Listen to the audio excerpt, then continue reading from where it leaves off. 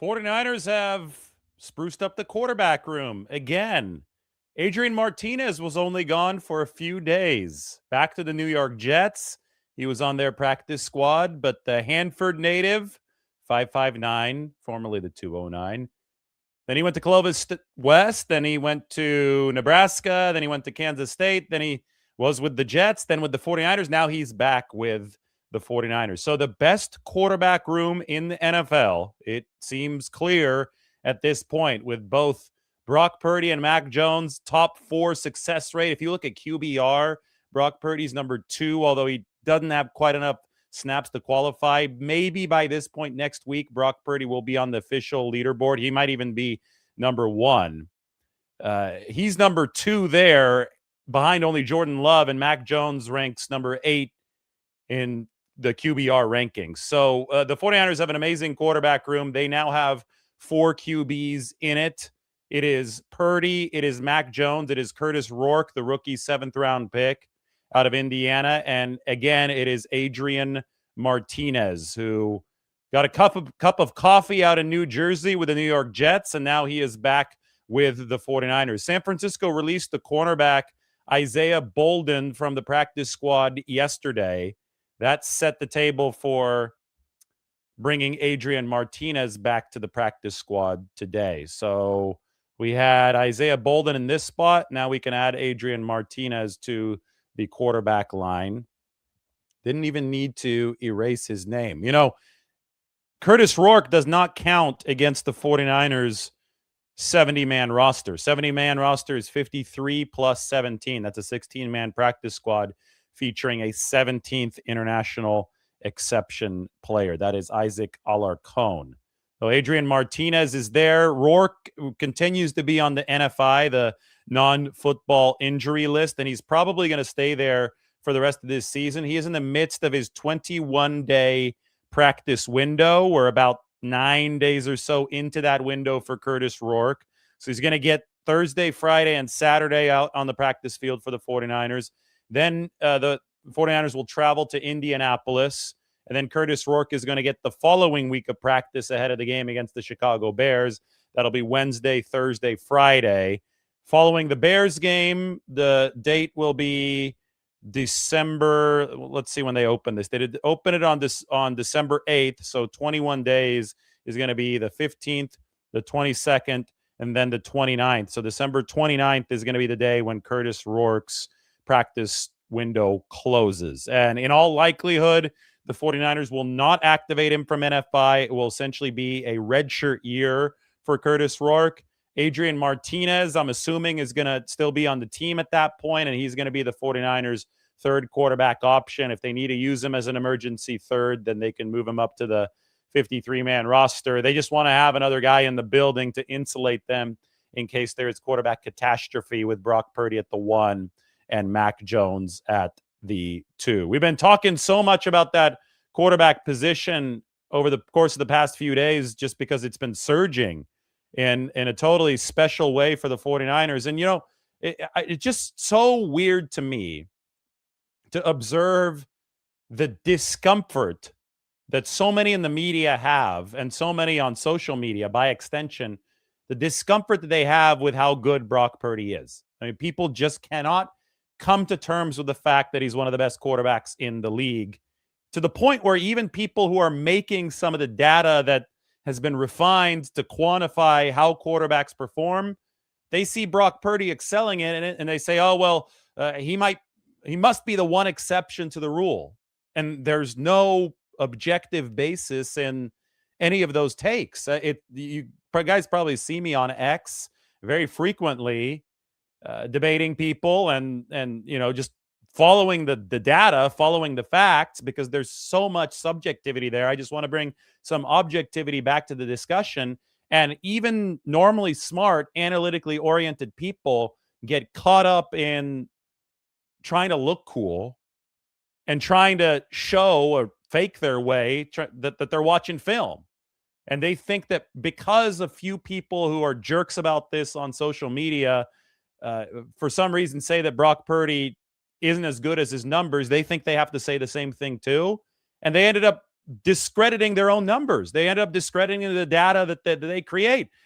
I'm not going to let that stand. We're here for the truth on this channel. We've been doing this for years.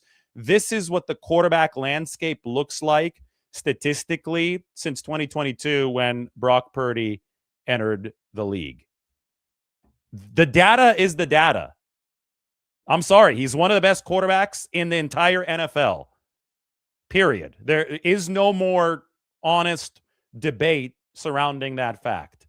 And it's popping up a lot today because the new adjusted EPA for quarterbacks has come out, and Brock Purdy actually has enough snaps to qualify for the leaderboard in that statistic. And he literally does rank number one. An adjusted EPA is going to factor in drops. It's going to factor in opposing defenses. It's going to factor in offensive line play. It is a statistic literally made to take as many variables outside of the quarterback himself out of the equation and rank the quarterbacks fairly. And according to that statistic, look who's at the very, very top. Brock Purdy ahead of Jordan Love, ahead of Josh Allen, ahead of Dak Prescott, ahead of Drake May, ahead of Sam Darnold, ahead of Matthew Stafford, ahead of Jared Goff, ahead of Trevor Lawrence. And look who scores well. That's Mac Jones, ahead of Patrick Mahomes. That's why the 49ers have the best quarterback room in the league. Their backup is ahead of Patrick Mahomes this year in terms of adjusted quarterback efficiency. Adjust based on yards after the catch, even though I disagree. I don't think that you should punish a quarterback for yak as much as these formulas do. But it still does, and Purdy and Jones still end up in the top half of the league, and Purdy is still number one. It adjusts for drops. It adjusts for interceptions. It adjusts for defensive pass interference. It adjusts for fumbles, for strength of schedule, for weather. The minimum is 200 plays. The top performing quarterback in the entire NFL is Brock Purdy. Yet you will see online, you can go to my X page, the same people who make these stats are now saying, well, Purdy, he doesn't really count at number one. The stat isn't that good. So they invalidate their entire stat, or they're trying to invalidate their entire stat just to look cool, just to fit in with the crowd. I've had enough of it. The data is the data. We follow facts here. We don't follow feelings. And Brock Purdy is one of the best quarterbacks in the NFL. He literally ranks as the top one this year. I think that when you look at quarterback performance, it's asinine to try to disassociate it from the play caller. Kyle Shanahan has been fantastic as well. But the goal of this sport is to produce as much efficiency as possible within the context of the quarterback play caller partnership. And Purdy and Shanahan have gone together extremely, extremely well. Joe Montana had Bill Walsh. Steve Young worked with Mike Shanahan. John Elway worked with Mike Shanahan. Patrick Mahomes has worked with Andy Reid. Every single quarterback in the history of the game that has performed at an above-average level has had a play caller with which they've had compatibility. Sometimes the compatibility hasn't been great, but there has been compatibility there. If you don't have compatibility with your play caller and with your weapons, you're not going to score well on any of these efficiency charts. But Brock Purdy obviously has compatibility with Shanahan. That's what we should be measuring. We shouldn't try to disassociate it too much, because how a quarterback performs within the context of his play caller and his system is ultimately going to decide whether or not he's successful in a team sport. And ever since Purdy has joined the league in 2022, he is in the upper right. Josh Allen is near him in terms of efficiency, not quite at that level. Purdy's been number one by EPA per play. The x-axis, so the further to the right, means better completion percentage over expectation, which shows you that Purdy has been very successful in completing passes that he pushes further downfield. EPA is going to put everything under the hood, right? The vertical dot. So the y-axis is going to put mobility under the hood, because this is dependent, on how a quarterback performs on first down, on second down, on third down, 3rd and 6 versus 3rd and 10, 3rd and 13, 1st and 10, 1st and 5. So when a quarterback can scramble, when he can efficiently incorporate that part of his game in with the rhythm-based passing offense that's set by his play caller, and much of which is determined by his weapons. When a quarterback can manage that over the long haul, and Brock Purdy has got 1,500 snaps or so since he entered the league in 2022, he will score better on the EPA chart. The best quarterbacks in the league consistently find themselves in the top right of this graph, and Purdy is no exception. He's one of the best in the league. That's where the data takes us. That's where the tape takes us, and anybody who doesn't agree with that can get lost, because it's not a matter of opinion. It's a matter of documented fact at this point. 49ers have a chance to win the Super Bowl this year because their quarterback is Brock Purdy. The days of this team having a top 5 defense are over. They might be back next season, but they're not going to be back this year. The offense is going to have to be the driver for the 49ers moving forward, and Purdy is the main influencer of how the offensive expected points are going to be delivered. I mean, he's at the most important position. There was a lot of data that came out today. I think I've showed you guys just a couple of the pieces. I'm going to see what else I've retweeted over the course of today. We talked about the Jauan Jennings contract escalators and the Jauan Jennings contract incentives. Congratulations to him as he puts together a good year. 105 receiving yards short of 600, 16 catches short of 60 receptions on the season. This is good right here because this discredits a lot of the very bad narratives that we've seen about the 49ers schedule this year. This is from Aaron Schatz, who used to run Football Outsiders. Now he's with FTN Fantasy, and he invented DVOA, defense adjusted value over average, which is a really good way to determine who's good and who's not relative to what the rest of the league is doing. Look at the strength of schedule around the NFL this season. The Cardinals have had the hardest schedule. The Titans have had the second hardest schedule. Texans, number 3, and the 49ers, I see so many takes saying, oh, well, it's just the schedule. That's why the 49ers are 10-4. The actual numbers, when we take bias out of it, show us that the 49ers have played the 4th most difficult schedule in the entire league, and they're 10-4. So you can use this. Take a screenshot of this, and if you're at a holiday party coming up here over the next few days, or at a family gathering around Christmas, and somebody starts telling you that the 49ers have had an easy schedule this year, and that's why they're 10-4, you can tell them that they need to think again, that the 49ers have actually had a top 5 most difficult schedule in the league. I mean, they own wins over the Seahawks and the Rams, and they were not at full strength when they notched those wins over the Seahawks and the Rams. Greg Papa just sent me this.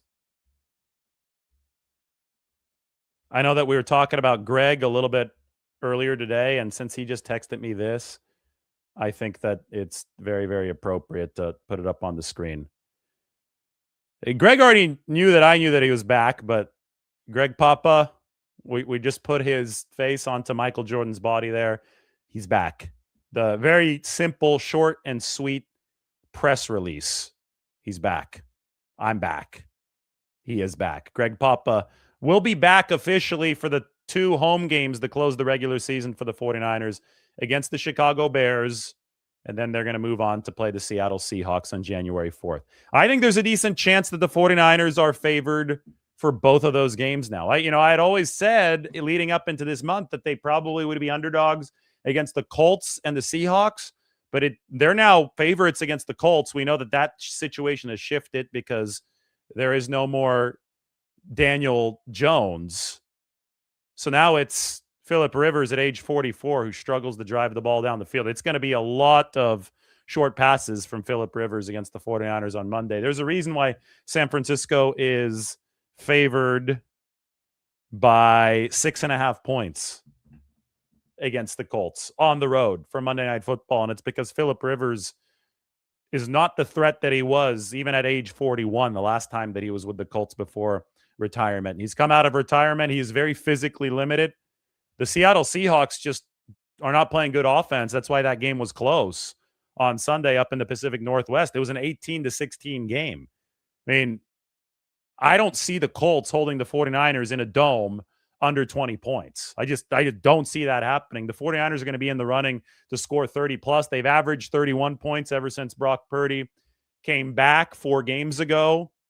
And if Phillip Rivers can go mano a mano with Brock Purdy at age 44 and can put up 30 plus points, tip your cap to him, all power to him. I just don't see that happening. The odds makers don't see that happening, and the 49ers are favored in this game by 6.5 points. Now, of course, the 49ers defense is going to have to take care of Jonathan Taylor. They can't let the Colts just waltz all over them with the run. In general, the 49ers have been acceptable on run defense this year. It hadn't been 2024.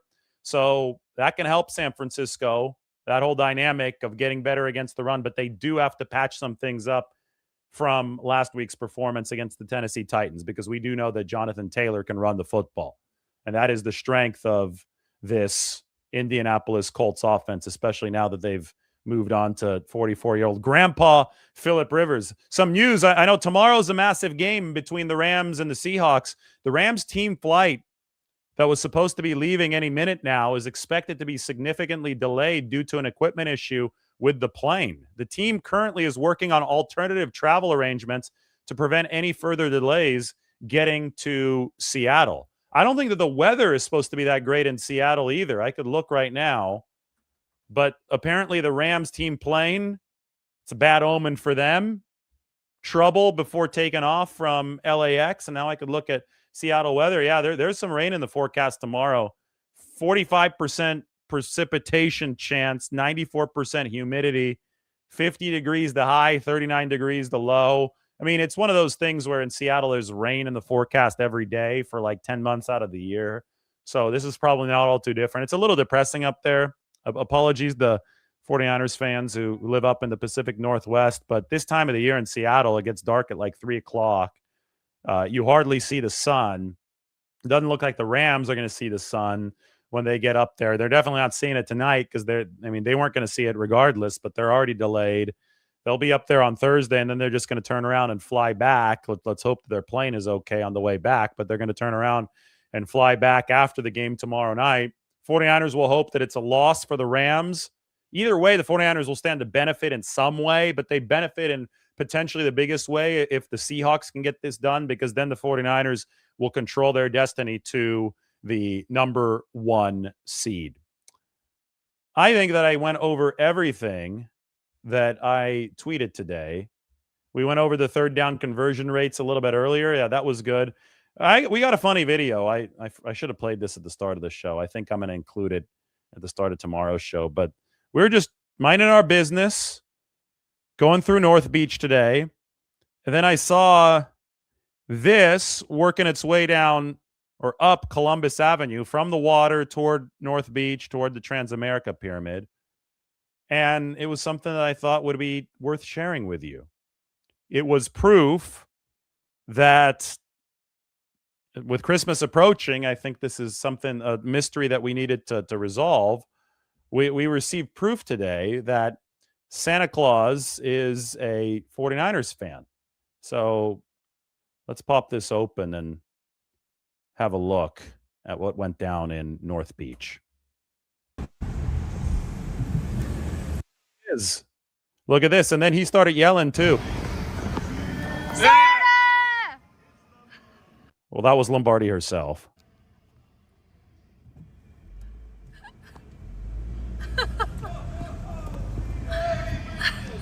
And let's go Niners! Let's go!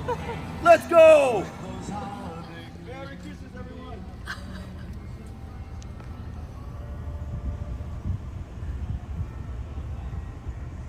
Running a red light.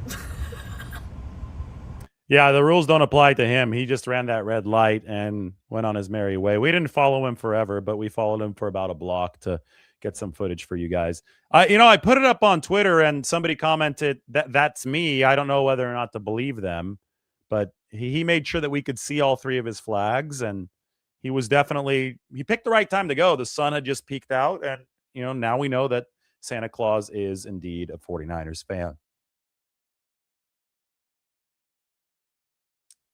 That was today. We'll lead tomorrow's video off with that one. All right, I'm ready to answer a couple questions, and then I've got to get going. We've got to be out the door here in a few minutes, so this show's not going to be as long. Yeah, it is good to see Santa getting some exercise. No Rudolph with him, only the 49ers flags with him. He had the bike, so he had a good way of transporting himself. Didn't have the sled today, so didn't need any reindeer. Ryan asking about Matthew Judon. I know that the Dolphins just released him today, or it's after the trade deadline, so they waived him today. He's got to clear waivers. You know, maybe you put in a claim on him. It wouldn't be expensive. And I know that the 49ers are in a position where it's rather bleak along that defensive line. And you've got questions with some of the talent and injuries coming back. Sam Okawanu coming back from the high ankle. It's been tenuous with Yetur Gross-Matos all season long.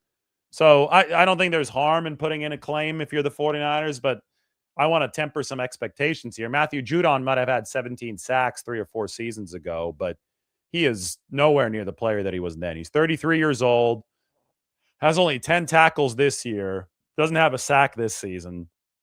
I know that the situation in Miami wasn't great, but if this is a move the 49ers make, maybe, just maybe, it solidifies the very bottom end of the roster against, they've had some trouble, I think, with Robert Beal Jr. and with Bryce Huff against the run. Maybe, just maybe, they get a little bit better with a bigger bodied defensive end against the run.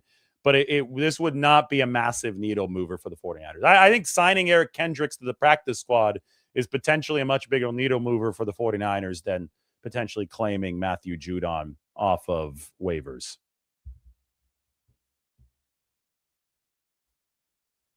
The thing about, you say younger and cheaper, Matthew Judon wouldn't be expensive. His base salary this year is $1.5 million. So if you claim the contract, you're only inheriting 3/18 or 3/17 of $1.5 million. It's only a couple $100,000. So he's a little bit older, but you're thinking about the playoffs and going into the stretch run. I don't think that it would hurt to put in a waiver claim, but I don't know if the 49ers are even interested because he hadn't played well this year. The bottom line is I don't think this is anything to lose sleep over. Right? People will see a name that notched 17 sacks a few seasons ago and be like, oh, well, he has to be better than what we have. And it's not necessarily true. The Dolphins did just release him, right? And the Dolphins aren't very good either. So it's one of those things where names will sell some clicks and people will be talking about it probably for the next 12, 24 hours until he potentially is claimed. But it wouldn't shock me if the 49ers did put in a claim, but it also wouldn't be this massive deal if San Francisco did do that. It could be a nice veteran presence, and that's about it. I wouldn't expect him to have game-changing juice for the 49ers.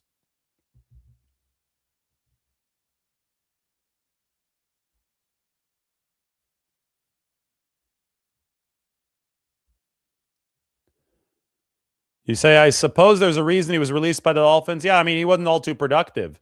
And Miami's out of the playoff race, so they're probably just trying to take a look at as many young guys as possible. You're kind of hitting a dead end if you're just playing a 33-year-old with no future there who hasn't been productive. So, and Judon could have also said, release me and hopefully I can go to a contender for the end of this season. It could have been a mutually beneficial arrangement. If this is his last year in the NFL, if he thinks that he just has a little bit left in the tank, he'd rather give it to a team with a chance. And the Dolphins lost the other night to the Pittsburgh Steelers.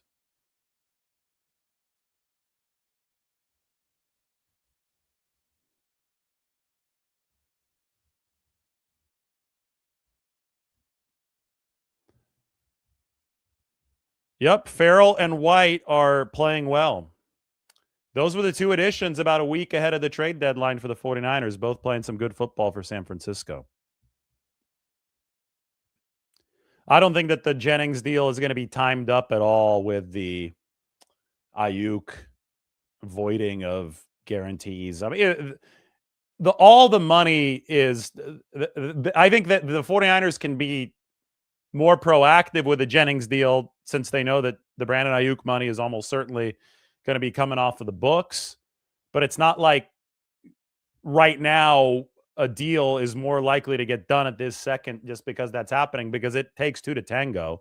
And if I'm Juwan Jennings, I wouldn't want to sign anything right now. I would try to leverage free agency for more money, as is his right. I just think that the 49ers' capability of executing a re-signing amongst their own receiver core for a player whom they like is higher now since Brandon Ayuk is heading out of the picture for San Francisco. But they have ways of being able to do the signing at any time that they want and fitting it under the salary cap. They have space now. The space is connected from year to year. There's always maneuvers and gymnastics that the 49ers can do to make the timing work for the player whenever he does want to sign on the dotted line.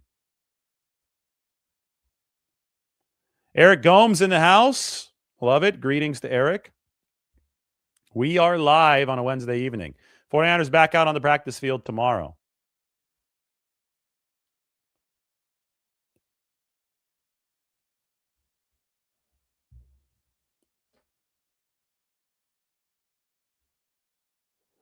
Ryan crunching some numbers. The 49ers are 56% on third down in the last 4 games, over 60% in the last 2, which is elite. League average is about 40%. 11 of 17 versus the Browns defense. I mean, Purdy has been insanely good. I think we just lost the camera. You guys have me now, right? You guys see me? The camera blanked out there for a second. Maybe the internet was unstable. But this right here, I put it up yesterday. Brock Purdy on third down, the efficiency has been just completely off the charts. I want to get this up on the screen. Here you guys go. Purdy's right up here. I mean, so much better in terms of EPA than any other QB. He's way over 0.5 EPA per play. He's probably near 0.6. Maybe even probably 0.6 EPA per play. Number 2 is Jordan Love, who's at 0.5. And then everybody is really clustered down here. But Brock Purdy is the outlier out of outliers when it comes to third down performance.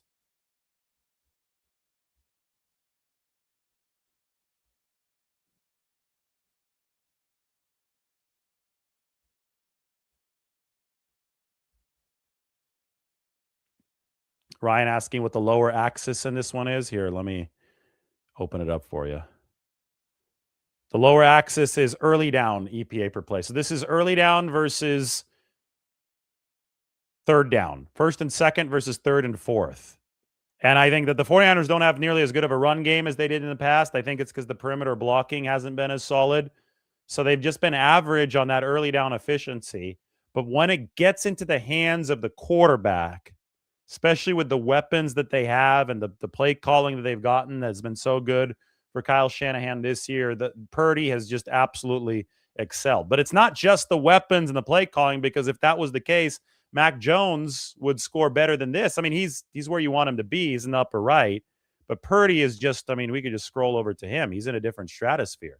There's Purdy. Here's everyone else, including Mahomes, Stroud, Daniel Jones, Mac Jones. There's Brock Purdy. That's the quarterback's down, and he's produced in a big way during that time. All right, guys, I got to get going. We got to hit the road. Everybody, thanks for watching. We will talk to you soon.